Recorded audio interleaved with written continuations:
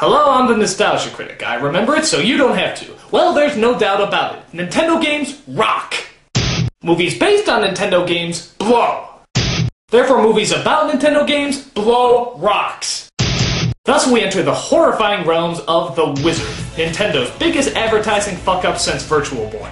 The film, about a little boy who seems to be a prodigy with Nintendo games, literally teaches the lesson that Nintendo games bring families together. And as we all know, Nintendo games make us want to do nothing but destroy our adversaries. So the idea of Nintendo being kind of this 8-bit Buddha was pretty damn stupid. But still, they advertised this movie big, with stars like Fred Savage, Christian Slater, a shitload of video games, a Nintendo Tournament face-off, and even a sneak peek at their latest groundbreaking game which wasn't yet released. When you're a kid growing up in the 80s and 90s, this looked unbelievable. I mean, every kid had to see this. So, why is this film a letdown of digital proportions? Let's take a look.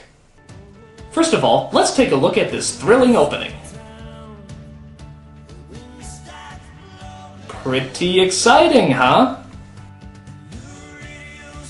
The Wizard! Champions of Nintendo duking it out in a one-on-one tournament of the Nintendo Master... My god, is he still walking?! Seriously, the opening of this film is nothing but a kid walking down a straight, narrow road. Fasten your seatbelts, we're in for a wild ride! Just sit down and have fun, damn it! Okay, so the strange little boy walking down the road is a kid named Jimmy, who just wants to go to California. California! He's returned back to his mother and jackass stepfather, where he continues to stare blankly out into space. Apparently he's been traumatized by the death of his sister, and is seeking an outlet for all his pent-up emotions. I'd like to think that he's searching for a way to express himself. If only there was some kind of game console with two-player gameplay and 8-bit graphics that could allow him to express himself. But that kind of awe-inspiring magic only exists in the wildest realms of our imagination. Meanwhile, we cut to Jimmy's real father, played by Beau Bridges, who surprisingly was available. We also get to see Jimmy's brothers Nick, played by Christian Slater, and Corey, played by Fred Savage. And I never really noticed it before, but Fred Savage is kind of weird. I mean, he doesn't really act like a kid at all. Everything he says sounds like it's being spoken by a high-pitched adult. Will you listen to me? Well, you want to see that happen? Huh? You want to see him put Jimmy in a home? He kind of sounds like a male version of Dakota Fanning, and I don't think that's a good thing. You're getting awful personal, you know. So he sits in his room throwing darts at a map, because I guess that's what kids did before the internet, and decides he wants to take a little vacation. Where? California. No. California! California. So Corey decides he wants to run away from home and live in California. On his way there, he picks up his brother Jimmy from a mental home, where he literally just walks in the front door and steals him away. Where the fuck's security? I mean, there's no sign, no locked doors, no nothing. Did they just forget that kidnapping is illegal? What a top-notch establishment! I can't believe it! Once news of their runaway hits the parents, the mother and stepfather hire a professional runaway bringer-backer person named Mr. Putman. But Corey's father and brother are destined to get them back first, because Mr. Putman has the audacity to bring them back while being mildly rude. I make my money by bringing kids in, and I don't make it if someone else brings a kid in first.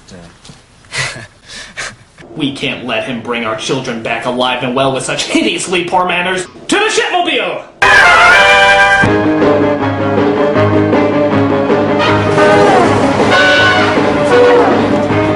Meanwhile, Jimmy and Corey stop at a bus station, where they discover that Jimmy has a special talent for getting high points on Double Dragon. You got 50,000 on Double Dragon? There they come across Haley, a girl who also happens to be running away. It's his problem. Just shy. Shy a few bricks, I'd say. Just kicked ass on Double Dragon. Get out of here. Him? Yeah, he could wax your tail. No way. Wanna bet? How much? Got a bus ticket. Could cash it in. What kids talk like this? I mean, seriously, they all talk like 1980s businessmen. I mean, who raised them? Donald Trump? You're fired. Haley is shocked to find out that Jimmy does beat her at Double Dragon. A boy defeats a girl at a video game? Stop the presses! Your attitude sucks. Meanwhile, Corey's dad and brother continue to search for them after stealing the tree from Harold and Maude, and decide to stay in a hotel. There, Nick hooks up a Nintendo system, which seems to bring this father and son closer together. Doesn't take much intelligence to play that game, does it? You should know. Really close together. Wanna go grab a bite to eat?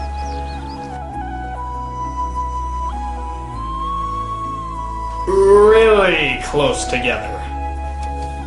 just want to let you know that I'm glad that I'm here.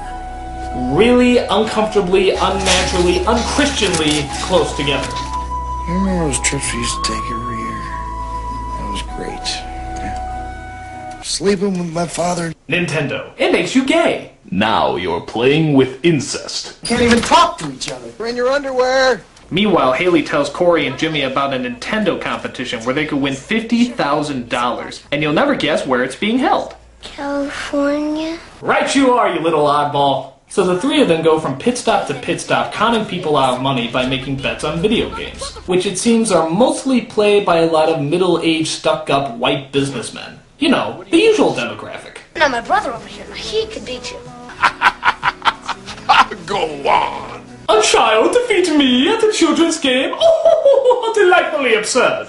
While gaining more and more money, one kid recommends Jimmy to the ultimate Nintendo master. He's good, but he never beat Lucas. Lucas? Oh, don't tell me you've never heard of Lucas. He's only the greatest Nintendo player that has ever roamed the universe. And where might we find this Lucas? Within the twilight of the full moon, when the sky is dark but the fire of the stars pierces through the night, that is where you will find Lucas.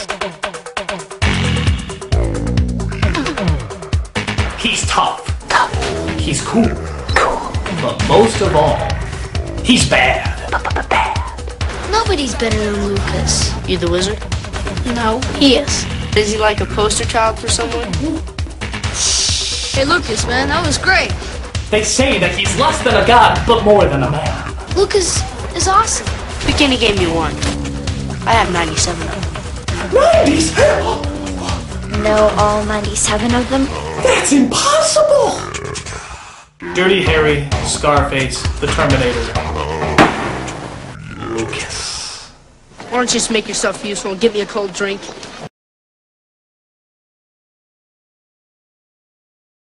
But not only is Lucas a Nintendo master, he is also the keeper of a greater magic. What could be so important that he has to keep it in a briefcase?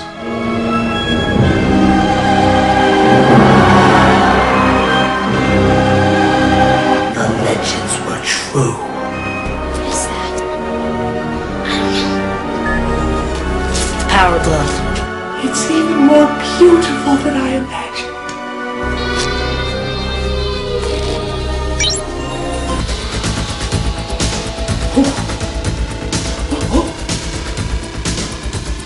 Look out, Lucas! Look out! My God! Oh. He's a madman! A madman! It's like watching Michelangelo carve his beloved David, but with a clown.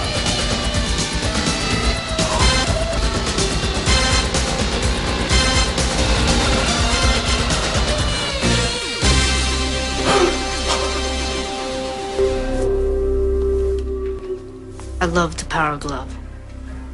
It's so bad. Yeah, well, just keep your power gloves off her, pal, huh? What?